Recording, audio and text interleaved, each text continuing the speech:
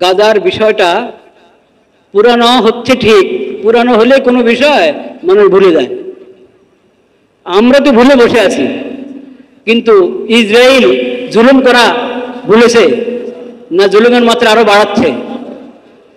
এমনকি বিভিন্ন অমুসলিম দেশে অমুসলিমরা প্রতিবাদ জানাচ্ছে, ঠিক কিনা?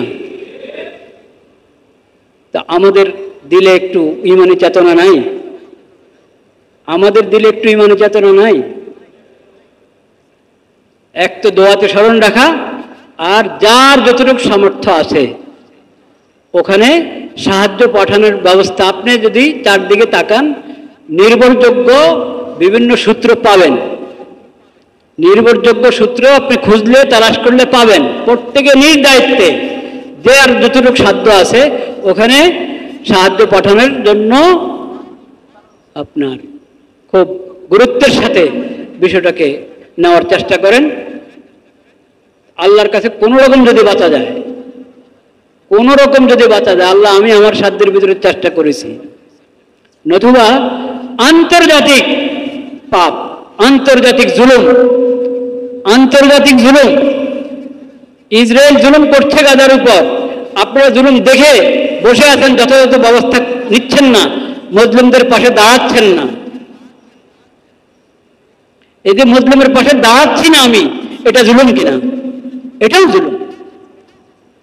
মুসলিমকে জালেমের হাতে ছেড়ে দেওয়া, জালেম থেকে তাকে রক্ষা করার চেষ্টা না করা, এটা আরেক কবিরা গুনাহ, এটা আরেক জুলুম। আন্তর্জাতিকভাবে সবাই এই জুলুমের মধ্যে আমরা আছি কিনা?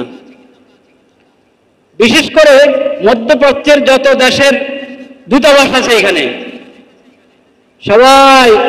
সবাইকে আমরা জানাতে চাচ্ছি, সকল মুসলিমের পক্ষ থেকে, বাংলাদেশের সকল জনতা, তাওহীদি জনতার পক্ষ থেকে সমস্ত দূতাবাসকে আমরা বলছি, তোমরা তোমাদের দেশে আমাদের এই বার্তা পৌঁছাও যে ইসরায়েলের উপরে যাতে সবাই যথাযথ চাপ প্রয়োগ করে এই জুলুম বন্ধ করার জন্য। মিশরের দূতাবাস আছে কিনা এখানে? আছে। তো মিশরের দূতাবাসের কাছে আমরা এই বার্তা পৌঁছালাম, তুমি তোমার সরকারের কাছে আমাদের এই জোর দাবি পৌঁছাও যে তোমরা বর্ডার খুলে দাও, যাতে সাহায্য যথাযথ পৌঁছতে পারে গাজায়।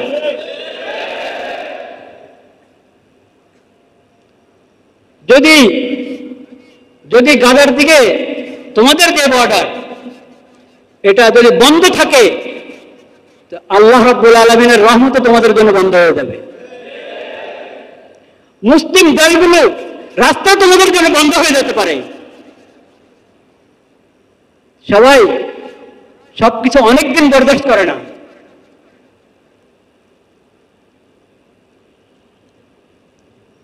মুসলিমদের উপরে জুলুম হতে থাকবে, সবাই তামাশা হয়ে দেখতে থাকবে, কেউ কোনো ব্যবস্থা গ্রহণ করবে না। সবাই নিজেকে মাজুর মনে করে। আল্লাহ জানেন কে বাস্তবে মাজুর আর কে মাজুর না। এই যে আমেরিকাকে খোদা মনে করা, এটা শিরিক কিনা? মানে আল্লাহ না চাইলেও আমেরিকা আমাদের ক্ষতি করে ফেলতে পারবো, আমাদেরকে শেষ করে ফেলতে পারবো, এরকম আকীদা শিরিক কিনা? তা আমেরিকা আর ইসরায়েলকে খোদার মতো যে মনে করছো, এটাই তো শিরিক।